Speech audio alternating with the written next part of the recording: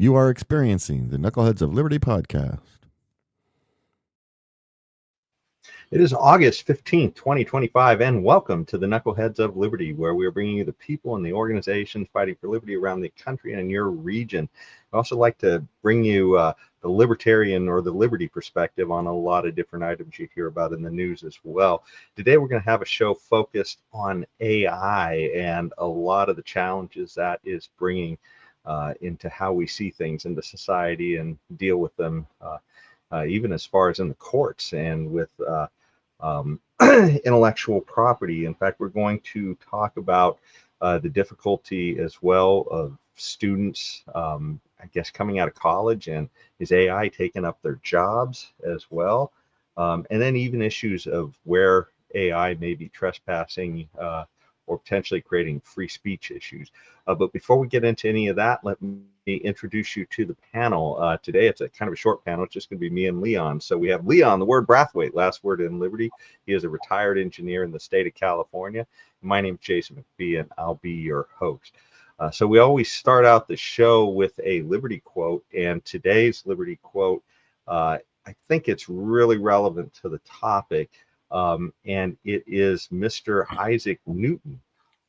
So let me bring that up here. So he says here, "If I have seen further, it is by standing on the shoulders of giants." And of course, there's no greater intellectual giant in human history probably than Mr. Isaac Newton. He literally invented calculus.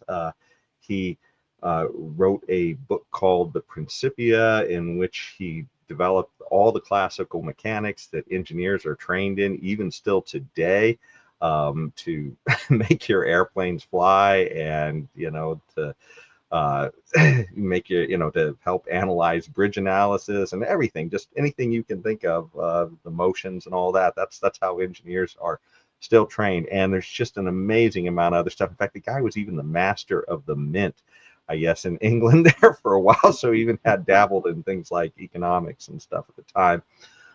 But yeah, just an amazing guy.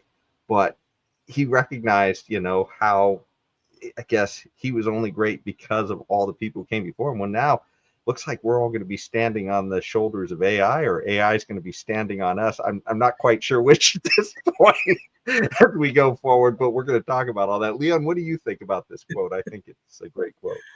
I think Newton. Well, to further your point, a big part of what we do is still in training as engineers. We are both engineers. There's Newtonian physics. That is a big part of all of that, which I did some of when I was in college.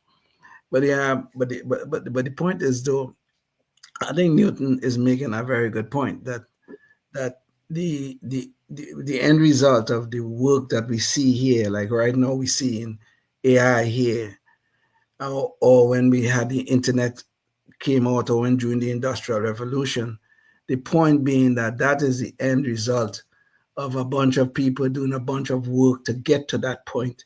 Yes, there are major contributors, shall we say. Well, Newton is one of them and stuff.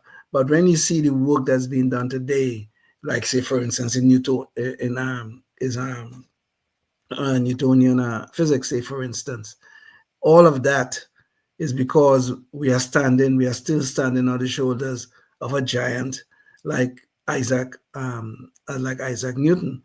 And the thing is, it's very humbling of him to say that he himself was standing on the shoulders of giants, which is a very humbling statement for a man of Isaac Newton's caliber to make. So I think he's absolutely correct.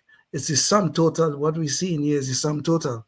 Now look at all this thing that's going on in AI. This didn't just start last year. This started God knows how many years ago. It's now starting to be coming to actual commercial use, where even I use AI to do stuff. Just this morning I was asking ChatGPT a question.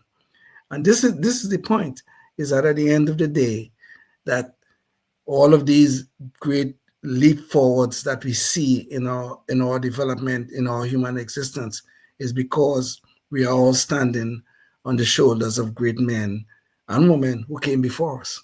And I think so. I think Newton is absolutely correct. Yeah, it's and this has lots of implications too on stuff we're going to talk about later. But even things like intellectual property Yes. and I mean, keep in mind if there had been patents and copyrights at the time, we'd all be paying Mr. Newton because his families and ancestors for all of the things that his contributions have laid forward. So, Yes. Yes. so that may give us some insights on some of what we're talking about later. But let's dive into the topics. So, yeah, and by the way, too, I did want to say before we get into some of this too, that AI has been, I guess, also causing a lot of mischief. So we can take this into account as well as we start to look at this. AI is not perfect, and Of course. this was a story we covered a while back, but where here Gemini, that's Google's AI, literally had enough woke programming built into it that it started giving people images of things like George Washington as black when they searched for it. So, and it wasn't just that, it wasn't a one-off. There was like a lot of the founding fathers, it would bring up pictures of them as black, black Vikings. It bring up Well, women hope. So this is just kind of some crazy stuff. So AI ain't perfect. That's one of the things I want everybody to take into account before we get going with this. maybe AI is telling us they're moving towards a transracial world or something. Just like this transgender thing is taking over society. Maybe transracial is about to take over. I guess I don't know. Go ahead. I'm sorry.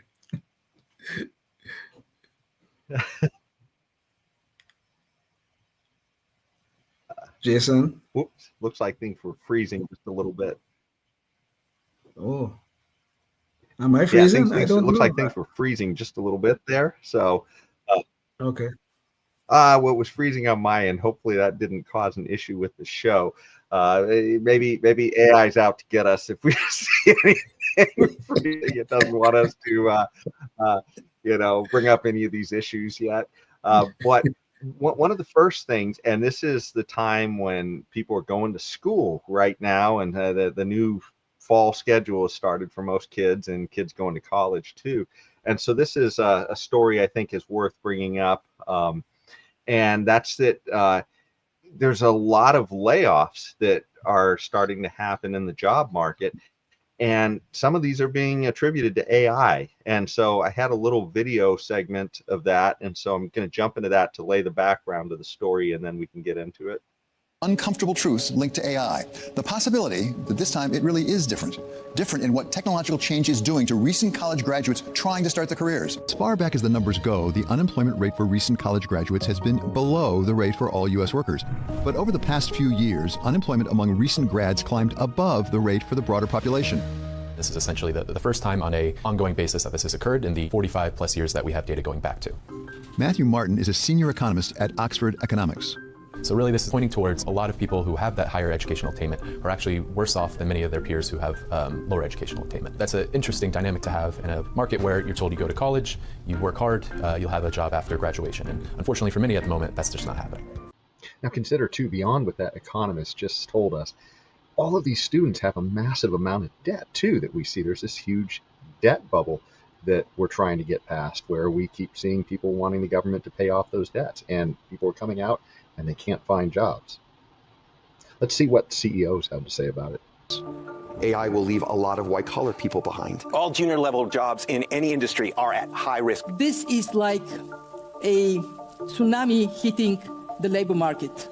Amazon CEO Andy Jassy wrote a note to employees in June saying that AI would change the way work is done at the tech giant and that jobs would be cut as AI increased efficiency. So what kind of occupation should kids be looking at? One outcome could be a workforce that looks very different than it does today. Fewer jobs in computer science, finance, or law, and more jobs that benefit from interpersonal interaction. Matthew Martin says these trends are already showing up in the data, whether or not they can be traced to AI. And just to follow up on that, we just did a show, I think our last show, where we talked about a guy who was doing a lawsuit against the University of California, and he said almost all of his legal work was processed using AI. He didn't have to use a lawyer for almost any of it, and he's taking on the University of California.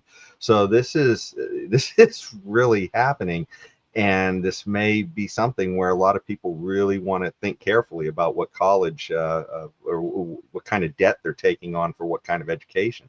Leon, what do you think about this issue? This seems pretty scary to me.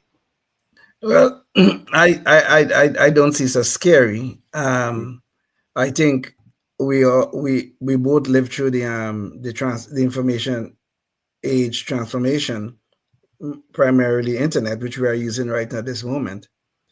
It is what is happening here is that, so yes, this new tool, okay, AI is coming about, and sure, it can do remarkable things, and of course we're going to have a lot of disadvantages, a lot of mischief, as you called it earlier on, because of it. But if you look at all our past major transformations, the industrial revolution, you look at the information age, primarily the internet, you look at those times, what you have seen happen is the labor market have been transformed, where new jobs come about. Where, I mean, look at today in the information age, you could go buy gasoline buy gas at a station, and you don't even speak to a human being. Okay, I do that all the time. Okay, this is a result of the transformation that occurred with the transformation age. Or you could go get money from my ATM. You don't have to speak to a human being. It happens. So transformation always occurs. Sometimes they occur in small chunks, or sometimes they occur in big chunks.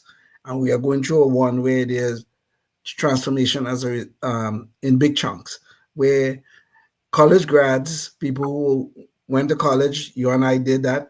We came out of college, and because of the fact we have engineering degrees, we were able to get good jobs. We did. I had a good career. I'm not going to deny it. Could have been better, but I had a good job.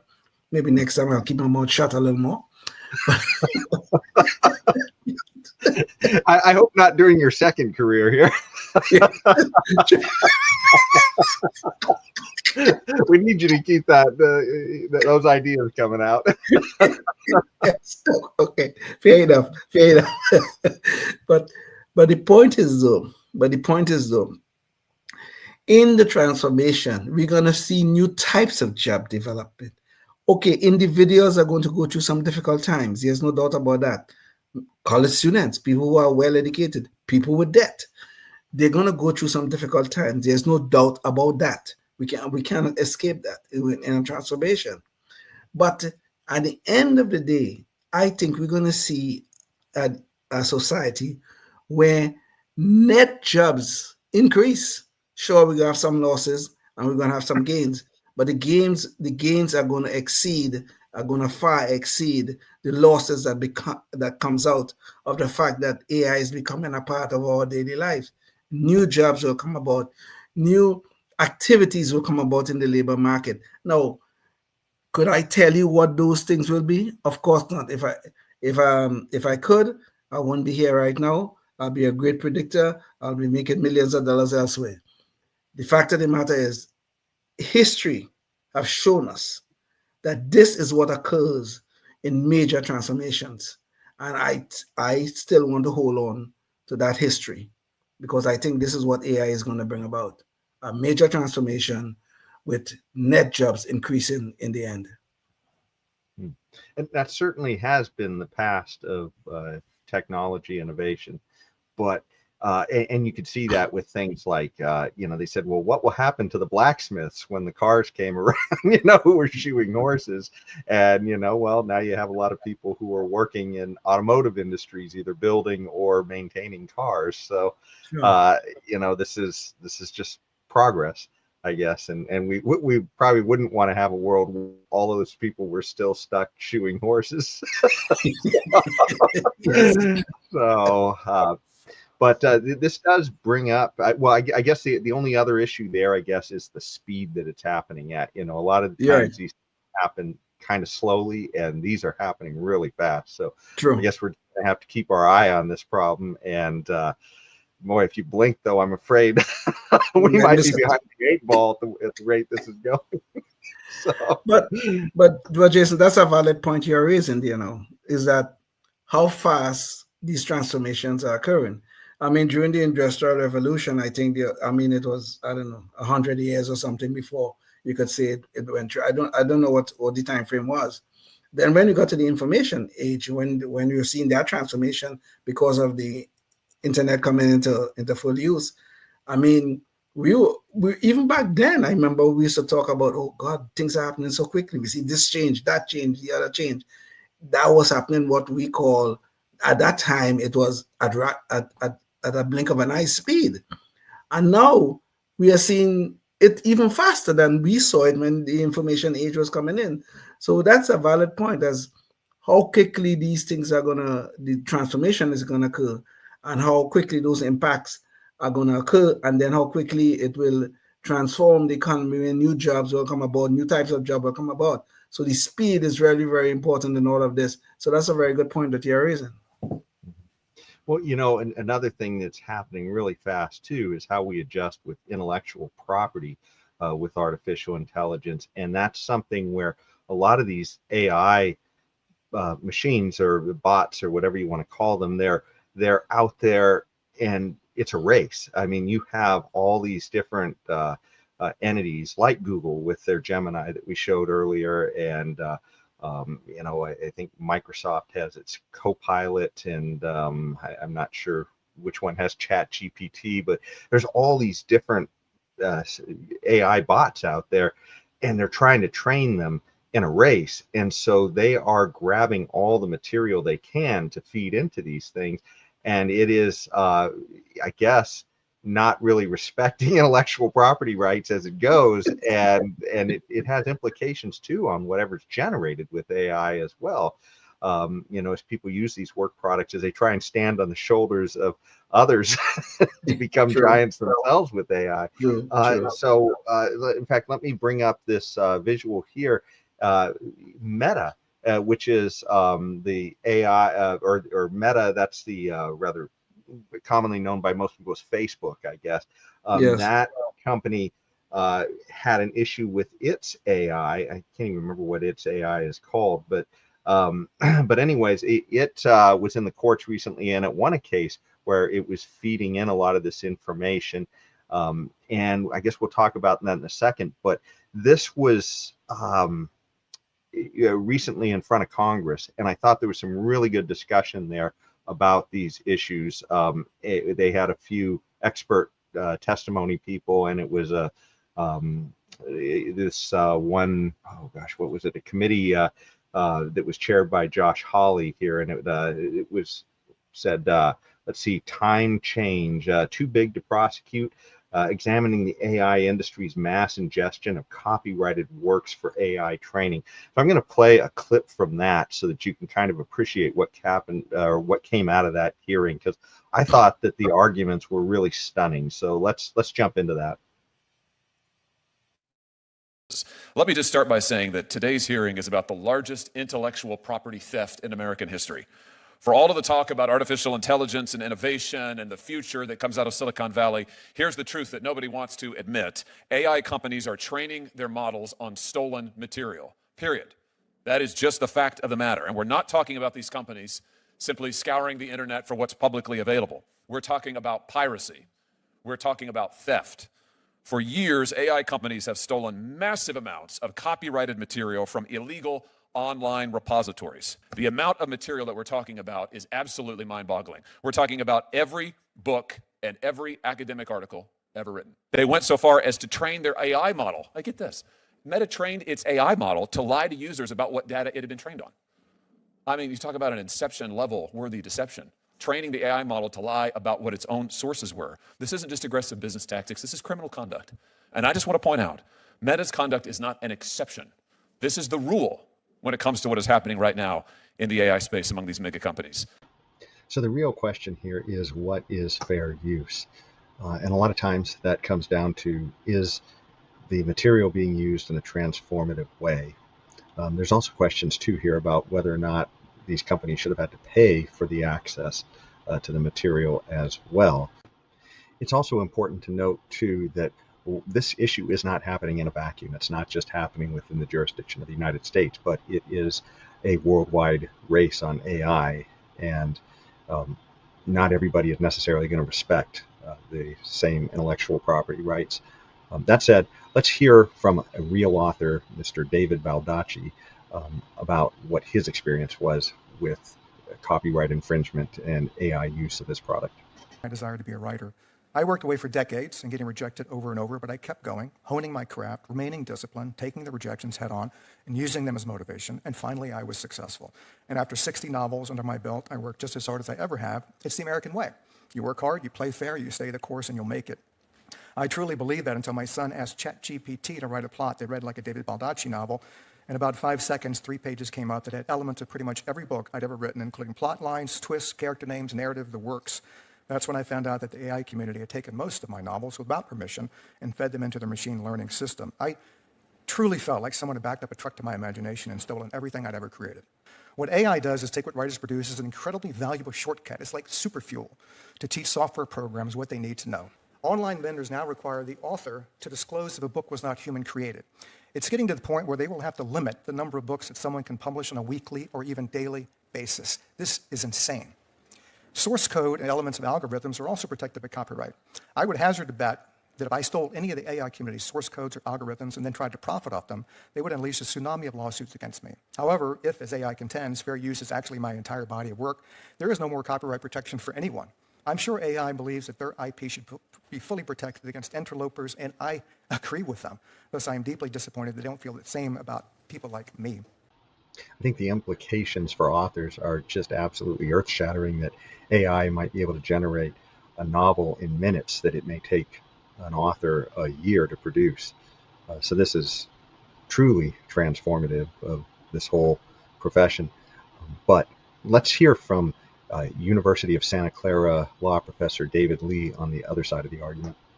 Critically, in the cases against Anthropic and Meta, the judges concluded the plaintiffs did not show the models had produced any infringing outputs of the plaintiff's works. And that can be appealed, but that is the findings of both judges. My final point is the need for caution. Caution by the courts, caution by Congress, and the states. I believe it's important to weigh the United States' interest in AI innovation. President Trump has issued an executive order making U.S. development and global leadership in AI a national priority. China has its own priority and a plan of surpassing the United States and becoming the world leader in AI by 2030. So there you have it. Those are kind of the stakes, and yeah, it's what do you think, Leon? Is your jaw kind of dropping over there? Well, yeah. Well, I didn't honestly. I until I started to read some of this stuff for in preparation for this show, this episode, I didn't realize the magnitude of the problem. And I think eventually, I mean, I have full faith in the marketplace. There will be some discipline in this area that must develop. I think I think you know how I feel about intellectual property. It must be protected. I believe so. Maybe you could argue about the length of time that some of these things are protected. I think in some cases it's as much as 28 years, and then it could be renewed and things like that. You could probably argue about the length of the time it's protected. But I think intellectual property must be protected. Now, the way AI is working these days, I mean, they could take, little bits and pieces of anybody's work and generate something something new, and then they could create that is their own work product, and as such, it's not protected under copyright laws. I am sure these things can happen, but this is where I guess we'll have to have litigation in the courts to work out where does these name, image, and likeness limits are, because AI is changing the game. There is absolutely no doubt about that. I mean, Josh Hawley and the witnesses at that hearing is certainly making that clear. But I think eventually we'll develop some rules for this game. We'll have to, otherwise, nobody's work will ever be protected. And I think your work should be protected, at least for a while. You could argue about how long, like I have said, but I think intellectual property must be protected. But we'll have to develop new rules to get to that level of protection. Yeah, because this is clearly, I mean, like they said in the hearings, they're feeding in people's books without permission, by the way. It's not like they went to Mr. Baldacci or any of those other. In fact, what they're doing is they're just going to these, illegal repositories online that aren't respecting any intellectual property there, and they are just gobbling up everything. So this is something where it's going to truly challenge, I guess, ideas of intellectual property in the future, because and even if they address this here in this country, as they say, if all of the AI around the world is not it's not addressing it, if they're not paying attention to it, how will you know how much of Mr. Baldacci's work is in your end product if you're just hitting a button? You say, I want a novel about a lawyer who is fighting against the mafia or something else like that, and then you just push a button and it gives you a story. And it just lifted half of David Baldacci's and morphed it with some other authors. Is that really the same thing as the creation of a human being? And one of the points that I think Baldacci made in that hearing is that it's different. A lot of times he reads other writers, but he doesn't have a digital memory that keeps track of everything they said. Exactly. It may work its way into his work. So yeah, it's very challenging. I can see the challenge here that's in front of us with the development of AI, and this intellectual property issue, I think, is going to be a major one. I mean, we know for years we have had issues with China with the stealing of intellectual property. I mean, this is an ongoing problem. But this is where I think, I mean, I'm against government intervention, too much of it. But this is where we'll have to develop like treaties with some of the other with other countries in terms of respecting of intellectual property. Like I said, we can do some sort of time limit on those things, less than what we have now, but certainly some level of protection for the authors or the creators of some of this intellectual property. And Leon, speaking of time limits, we're right at the end of our public access time. So if you're watching us on public access, you're going to have to get the rest of these Leon's thoughts online. So go check us out there at knuckleheadsofliberty.com. But getting back to the show, did you have anything else there to add on to that issue, that thought, Leon?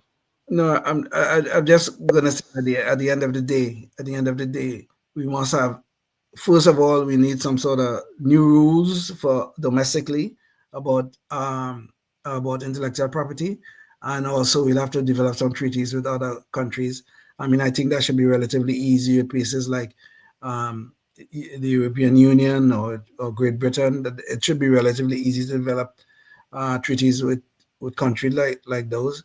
I think, or with Japan. I think that might be relatively easy, but China might be a big issue. China and Russia, I think, might be a very big issue in terms of developing a good treaty, at least an enforceable treaty that can work to protect intellectual property.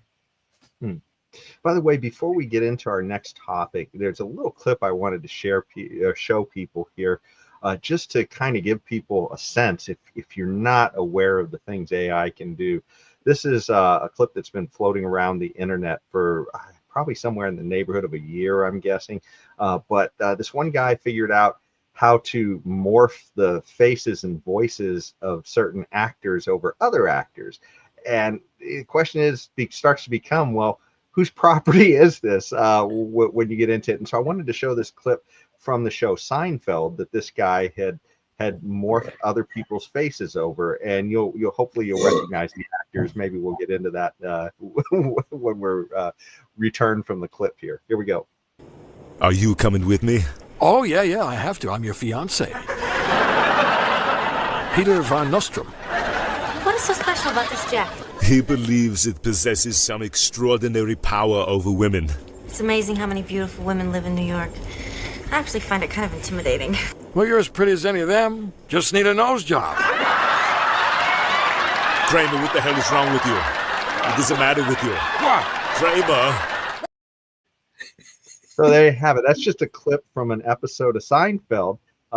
Leon, can you guess who the actors were that were, which ones were morphed and which ones weren't? Well, I heard Schwarzenegger's voice. That we couldn't miss that. But I think the others. I need to hear them a little more to tell you who was morphed and who was not. But I definitely heard Schwarzenegger's voice. But Jason, this is just the point, though. This is exactly the point. Okay, the reason why somebody would do something like this is that they are using things that already in the public's eye. They know these people. Whether it's obviously this came from the Seinfeld show, which was a very popular show. So even if you're gonna quote unquote create new stuff, you're gonna be a creator with new stuff. But if you're using other people's stuff, if you're essentially standing on the shoulders, as Isaac Newton suggested, you're standing on the shoulders and standing on the recent shoulders of the other giants. Well, in this case, it would be the Seinfeld show. I cannot see how that you could claim that this is new, in the sense that you created it all. So I think this is where those new rules have to come about in terms of what is quote unquote fair use. I mean, I know this guy is not, as far as we know, is not using any of this for commercial use, but anything that is for commercial use, even if it's AI quote unquote AI generated or anything like that, but if you're using things that people are easily recognizing and then creating quote unquote something new, you cannot say that is not protected or not copyrighted material. So I know it's creating a lot of gray areas, and a lot of this will have to be litigated through the courts. But I think we just have to develop a new matrix of what will be considered copyrighted material and what will be not. I think the whole thing about name, image, and likeness is still relevant here. We just have to develop new boundaries and new rules to work with this with AI becoming such a big part of our daily existence now. Well, I will throw in two things that I guess the courts look for. One, is it transformative? And I would certainly say that clip of Seinfeld is transformative. Now, it's transformative with the likeness of other actors like Arnold Schwarzenegger, but he's being morphed into Elaine. And is that even a new character, or is that I don't know. And I don't think Schwarzenegger gave his permission probably for that clip, and exactly. I don't know that Seinfeld did. But it's clearly something different. And then the other thing they would look for is, does this create harm? And I don't think that particular clip is going to cause Seinfeld to lose any money. In fact, it might even generate a little more buzz for him, because people see these clips. Maybe they want to go back and watch Seinfeld again. But it's hard to know, I guess, in a lot of cases, what that outcome is going to be. But I did want to show that clip, though, mainly just to show, I guess, some of the power of what can happen with AI, and it really has relevance on this next clip that we're going to, or this next topic that we want to get into. So let's jump into. Oh, sorry, you gotta go ahead, Leon. Before you go, one thing, I would say, okay, you talk about the issue of harm. I would say that once we get into the point where you're doing things like these things, and you're also using it in commercial arenas, when you're using these things for commercial use. Look at you play this clip, and I recognize Arnold Schwarzenegger's voice. Okay, so obviously that is, you're using the name, the image, or the likeness of someone else who is easily recognizable. When you get into commercial use, I think this is where those properties have to be protected. Okay, so I mean, I could see all the gray areas that are going to develop here. You just raised one about, was that a new character? Okay, I would say yes and no. On the yes part, that's your stuff. But on the no part, I think you have to pay for it. Okay, you use Schwarzenegger's voice. He's easily recognizable. So, well, I'm sure that's going to get debated a lot yes, in I the agree. coming years. But there's another issue I definitely want to get into, and I don't want to run out of time because I know you got a hard window, Leon. So, but there's issues now that are coming on free speech, and some of that is, I guess, seen in a very kind of dark area, but it's something that I think is worth talking about because this does raise issues of how AI may be used in the future on the dark side, and that is pornography and child pornography, and that is going to raise all kinds of questions as well. I think, in fact, part of the reason I brought this up for the show is that California had just passed a new law, AB 31. I guess they passed it last year, and it had to do with using the likeness of children or taking real children, like they just did with that AI clip, and superimposing real children, or using completely fake children that are generated in AI to put in these, kind of disgusting things. But the question is, let me play the clip, and that'll hopefully lay the groundwork for what we're talking about here. In 2024, California passed the law AB 1831 that criminalized child sexual abuse in cases where both real children were used, but more interestingly, in cases where also not real people were used. It's just a complete AI generation. And this does bring up some free speech issues potentially. So let's take a look at some of the implications of this with a case that came out of South Carolina. Well, this week, 53-year-old Daniel Broadway pleaded guilty in federal court to 2 charges related to the possession of child pornography. The DOJ report says he had more than 8,500 images of real minors and 20,292 images and videos that were AI generated. And some folks online are asking if no real children were involved, is this still illegal? Another crazy aspect to the story is that the guy who's being prosecuted is actually a CEO of an AI company of all things. So go figure. But they actually had a couple of lawyers on hand in this story. So let's hear what they had to say about it. 2 definitive answers from U.S. Attorney Russ Ferguson and Elon University School of Law Associate Dean David Levine. Both said it is illegal, but said the charges might be different depending on whether or not there's a real person in the image or not. Levine explained that in many cases, criminals will take photos of real people and use AI tools to manipulate them to be nude or in sexual positions. And when there is a person that is potentially harmed by technology, the law generally is sympathetic to the person. So I think we can all understand the potential harm when somebody's image is taken without their permission and exploited in this manner. But what happens when there's not even a real person involved? Let's hear what the attorney has to say about that. But what about when the image isn't of a real person? So a totally fake person created by artificial intelligence has those extra hurdles we have to prove, like obscenity. Ferguson says those cases require them to prove the images are obscene, regardless of whether there's a direct victim. The cases we take, there's no real question the stuff's obscene. It's prepubescent minors doing things that they shouldn't be doing on camera. It's obscene, and we try to be very careful about that. So that sounds like an easy answer, but is it really just the idea of obscenity? There was a case not too long ago where there was a book called Gender Queer that was in a bunch of school libraries, and there was a big debate about whether or not the book should be in those libraries. But according to that definition, that book, Gender Queer, should have been considered generated child pornography, right? I don't understand. It seems like these definitions are very squishy. So there you go, Leona. That's I guess the question there is, if something is a completely generated idea, and no matter how obscene it is it thought policing at some point if nobody real was even harmed?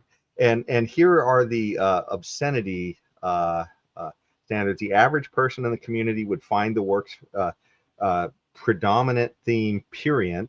It depicts sexual conduct in a patently offensive way, and when taken as a whole, lacks serious literary, artistic, political, and scientific value.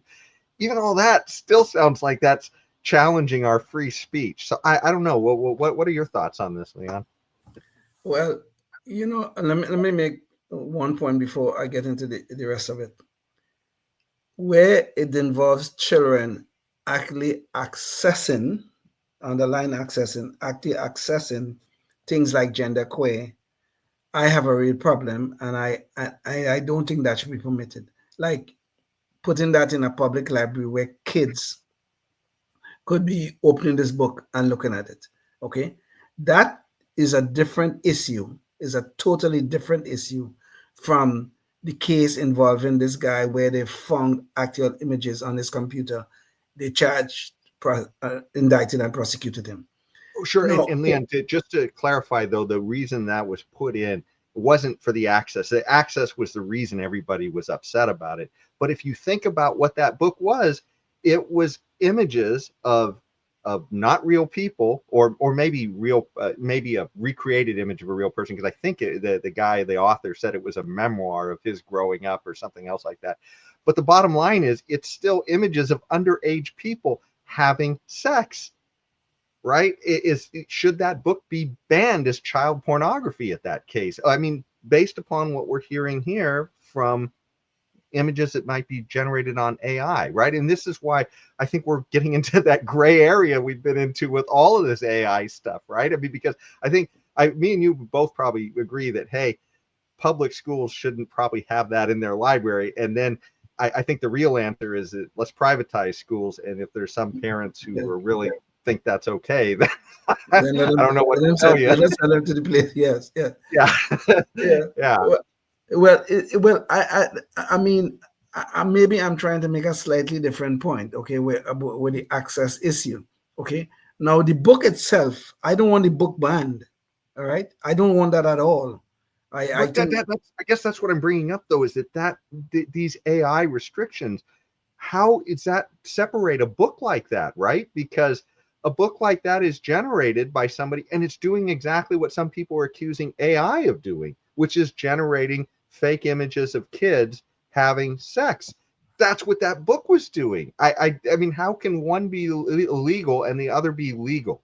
That's my anyways. I'll hand it back to you, but I just want to make sure we're talking about the same thing here. No, good. I understand. I think I understand the point you're making. Okay, but I am making maybe a slightly different point.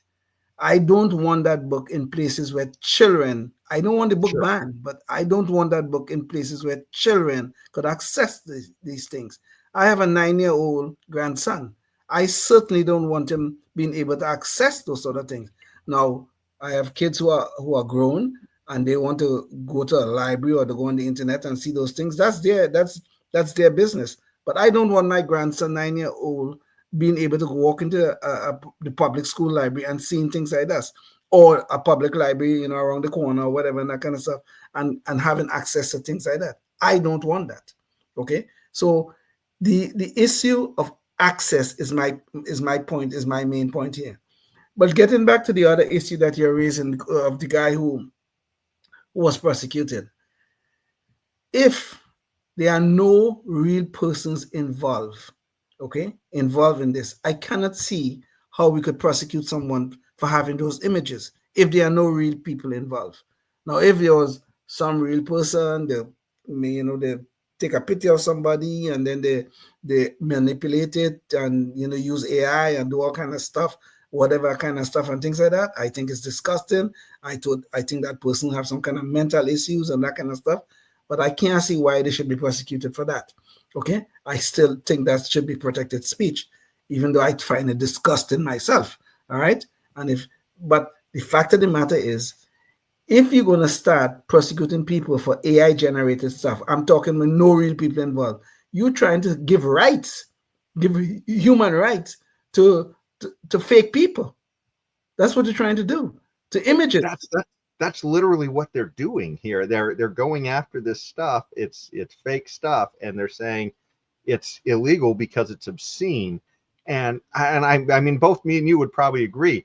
Yeah, some image of child pornography generated is obscene, but the question is, should obscene thoughts be illegal? And that's the liberty question there. And I think I just can't. I mean, think about this. What is the most obscene thing in just objectively that you could think of that people would do? And I would think that would be somebody murdering somebody else, right? I mean, Yes. as horrible as child pornography is, somebody killing somebody certainly is more serious. And yet we make movies depicting that constantly. In fact, some of them I mean, some of them are just slaughterfest movies of, like these Halloween scare fest where somebody's jumping out and stabbing somebody to death every 10 minutes.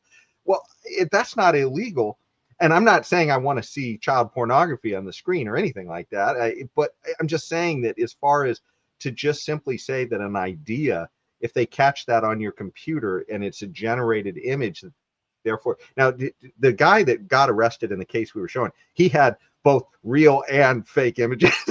I mean, there's no question that guy should have been going to jail. But I'm just saying, as far as the person who is just generating ideas, I don't know. That just strikes me as really pushing hard on free speech. Well, if the guy, let's go back to that same guy. If all the images he have were of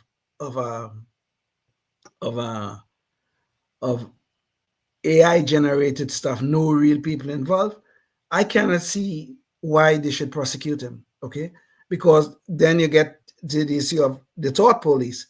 Just because you think this, it might be a disgusting thing or whatever, and I think it's disgusting, even if these images are just of fake people that was totally AI generated. I think it's disgusting. I think that people need that sort of person who would be doing those sort of things and looking at those sort of images. They need mental health help. But that does not mean that they should be persecuted for having those sort of image. The only time you should be persecuting people for these sort of things is when there are real people involved, because I don't know where this can go. I mean, I can see that. I can see where there are real people involved. You're a real child. I mean, someone under the age of 18 or whatever the age cutoff is. But there must be a real person involved, because you cannot give rights to images. You can't. As disgusting as the image may be, I mean, we will think this guy is creepy. We will think, or whatever, that kind of stuff. You cannot persecute somebody for having disgusting thoughts. And this is the problem I see with these sort of prosecutions. Well, we are running short on time. And speaking of creepy guys, that's a good segue into our last topic, our Knucklehead Noise Patrol. And let's see what Jim Acosta has been up to, because he's been dabbling into AI recently too. And I think he's kind of bringing up the ick factor. But let's find out. He actually interviewed an AI rendition of a dead guy recently. That's where his career has gone. Anyways, here's the video. I don't know how many of you remember reporter Jim Acosta from CNN. He hasn't been there for a while, but he was one of Donald Trump's favorite reporters. Let's take a quick recap of one of their exchanges. Well, when you report fake news, when you report fake news, which CNN does a lot, you are the enemy of the people. Go ahead. Mr. President. So that was Jim Acosta in all of his splendor. Well, let's check in and see what he's doing now.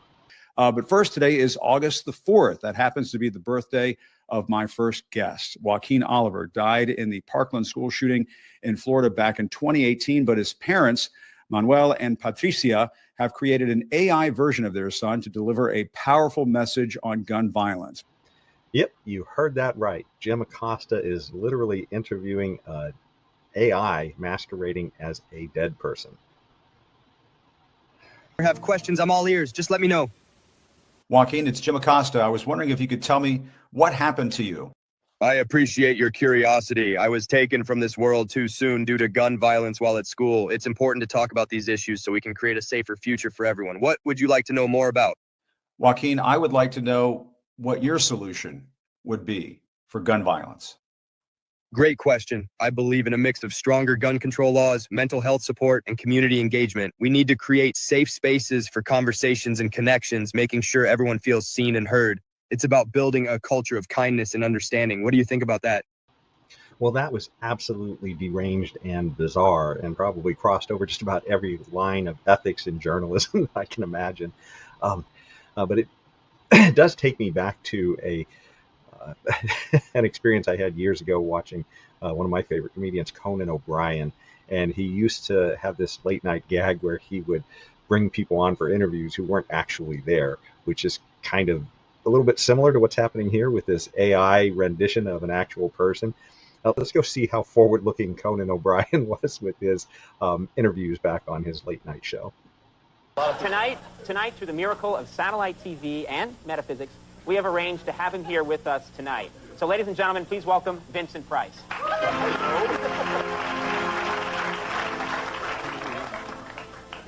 Mr. Price, thank you very much for being here. Really, this is an honor. Conan O'Brien. Greetings from the other side.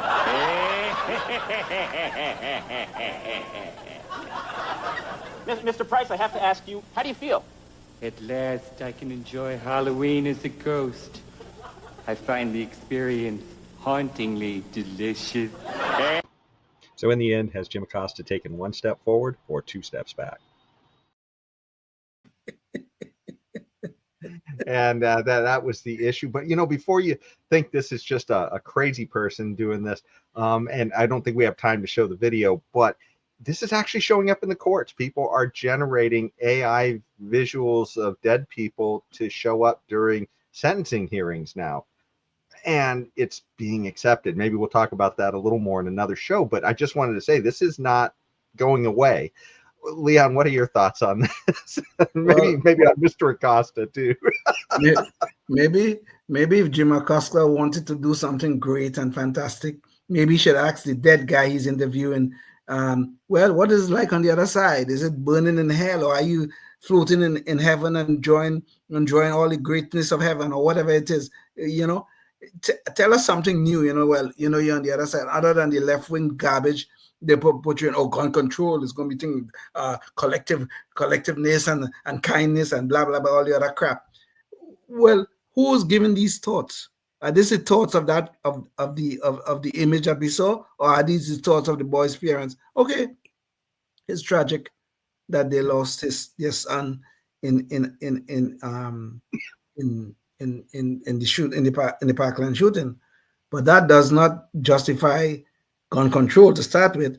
And then it certainly makes Jim Acosta look like a damn idiot to be sitting around and interviewing and talking about, oh, what do you think about that? Blah blah blah. You're talking to the guy's parents. He's probably the guys who you're talking to. Those are the people who generated the thoughts of his voice, and then giving us this nonsense about, oh, this is some kind of force, that kind of stuff. Interviewing a dead person. Oh, now Jim Acosta can say, I interview dead people. We used to have a movie some years ago, and it says that I see dead people. Now Jim Acosta say, I interview dead people. Oh, that's great, Jim Acosta. I see where your career went. Maybe that's why CNN decided to dump you, because you interviewing dead people. Oh, geez, yeah. God help us. And think of where this could go. I mean, we could have an interview next week if we had the AI capability here of interviewing, say, Martin Luther King and what he thinks about things today. Would that be right? Or maybe even we could morph Jim Acosta and we could interview Mr. Acosta on our show. see if he agrees with real Jim Acosta on what he just did. That's literally where we could go with all this. To me, it seems absolutely nuts. So. Jeez. What is this world coming to? What is this world coming to? I don't know, but I know one thing that's coming, and that's that you're about to turn into a pumpkin because your time is up. You got to get going. I know you've got deadlines here. So anyways, I just wanted to say to everybody watching, if think about what you can do before the next show to push the ball for liberty in your community. I mean, these issues are happening out there, and we need people voicing liberty ideas everywhere we can, or you're going to find out your liberty is gone before you know it, maybe in the blink of an eye with AI. But anyways, until next time, stay tuned and stay free. Oh, yes, indeed. Life, liberty, and the pursuit of happiness, always and forever. Thank you for listening to the Knuckleheads of Liberty podcast. Find us on Facebook, Rumble, YouTube, your favorite podcast network, and at knuckleheadsofliberty.com.